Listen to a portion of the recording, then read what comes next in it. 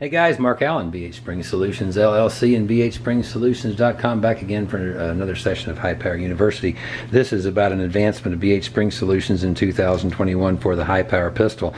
This is a report of the testing data for this new product. This is an 18-pound recoil spring. Many of you already know that in most high powers, and I'm talking about the FN high powers, not necessarily the clones like the Arcus 94, your standard recoil spring for most standard pressure ammunition is a 17-pound recoil spring. Typically works real great for all standard pressure non-plus P type ammunition. For guys that do need to put plus P ammunition through their high power, we make an 18.5-pound recoil spring, has shown to control recoil and slide cycle rate sufficiently for plus P ammunition. Officially, still in high power pistols, plus P ammunition is not recommended. However, you can tame the slide cycle rate with a stronger spring, and it seems to work out well. The idea of developing a progressive recoil spring for the high power pistol, this came from a couple of different directions. We successfully produced progressive recoil spring for the Commander type 4¼ inch 1911s, and it was our best spring in testing. When we did that, we make 5 of those springs for 1911 Commanders, and the progressive recoil spring clearly outperformed all of them. So this was something that was kind of on our mind, but it was Léon Hubert, our chief weapons and modifications designer, who initially suggested this, and we designed it and have produced it. These springs are now on the way. They are made. They've been tested. We have testing data.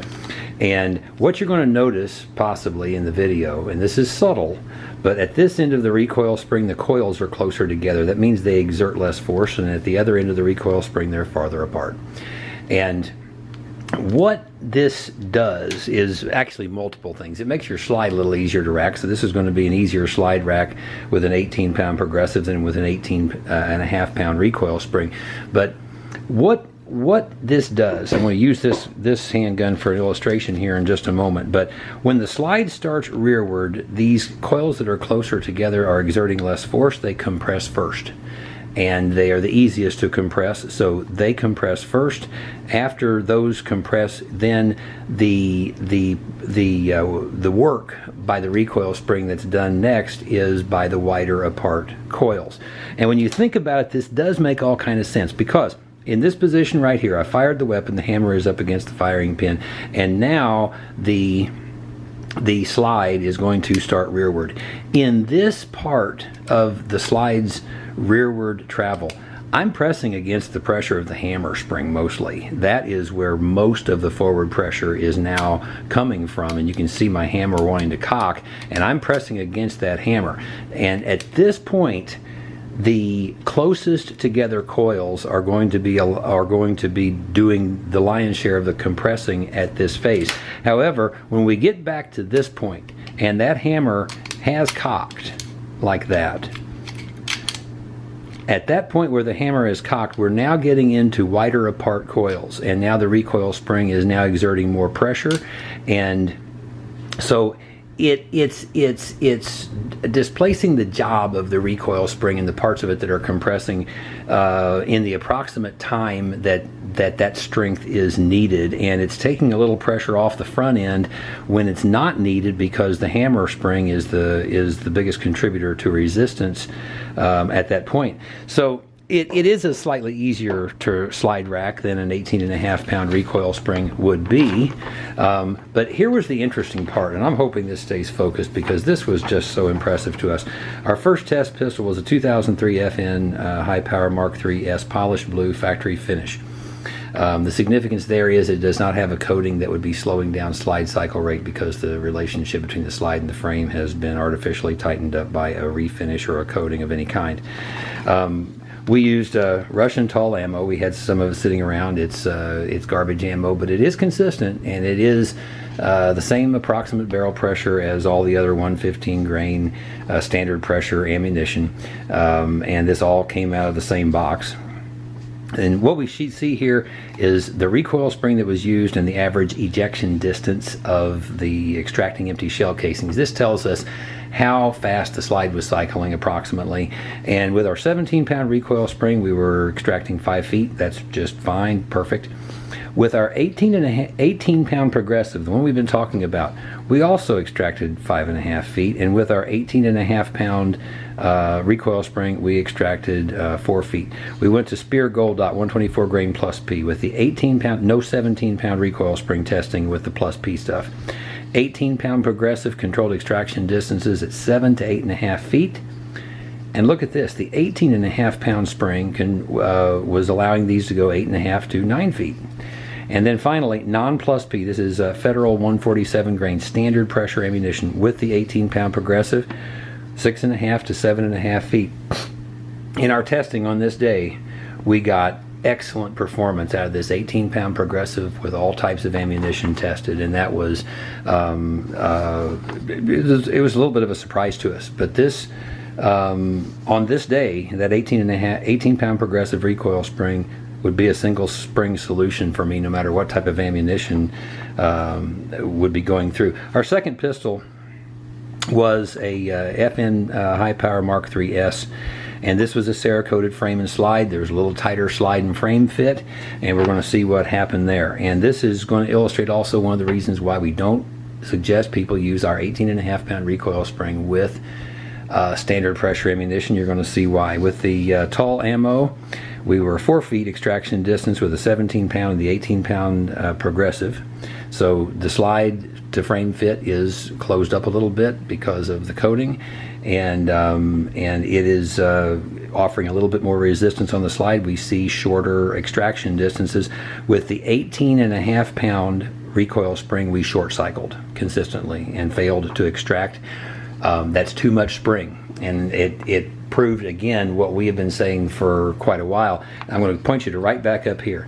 See that 4-foot extraction distance? You are on the edge. If you're 4 feet or less, you are on the edge.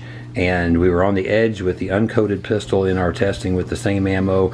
We put a coating on that pistol, and now we're short cycling and failing to extract. I'm going to jump down here to the 147 grain standard pressure ammunition. It's a little hotter than tall ammo at 4.5 feet extraction distances consistently with the 17 and the 18.5-pound or 18-pound progressive. Again, we short cycled with the 18.5-pound recoil spring. So once again, you start getting to around that 4-foot extraction distance, you're starting to ride the edge of short cycling, and we did short cycle with that 18.5-pound spring. But this is about the 18-pound progressive spring. Let's see what happened with this one. With Spear Gold Dot plus P ammunition, we were 8.5 feet extraction distance. Either way, 18-pound progressive or 18.5-pound standard recoil spring, we extracted the same. We extracted the same up here when the 18-pound progressive was handling standard pressure ammunition, and here it was equivalent to the 17-pounder here. It was equivalent in extraction distance to the 18.5-pound. Then we decided to go ahead and put the hottest stuff we have, and the hottest stuff I think I've ever shot, Federal Hydroshock 2 147 grain plus P ammunition. At this point, it appears possibly the 18.5-pound spring was doing a little better job. We were 8 to 9.5 feet with the 18.5-pound standard recoil spring, the conventional one.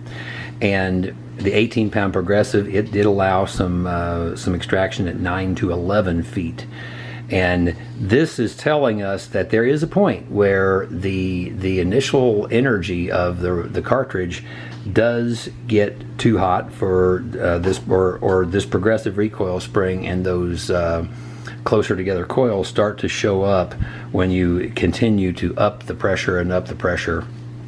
And at this point, probably the 18.5-pound spring is a slightly better choice. But in both cases, this 18-pound progressive spring was a competent performing recoil spring that was somewhat mimicking the 17 with standard pressure ammunition and mimicking the 18.5-pound when we put in plus P ammunition. The energy of this spring, or the resistance of this spring, is engineered to be appropriate at each part of the slide cycle. And that's what's happening here. That's why this spring is performing this way, is because the resistance factors are engineered or displaced at points where the high power needs it, and that being the case, it's a spring that shows off when it comes to performance in handling various pressures of ammunition. So we believe it's a good advancement for the high power pistol. A lot of guys are going to really appreciate it and like it. There's never been a real single spring solution for the high power pistol that we know of in history that has shown an ability to handle such a variety of ammunition and control the slide cycle rate appropriately. Thanks for watching, folks. I'm Mark Allen, BHSpringSolutions LLC and BHSpringSolutions.com.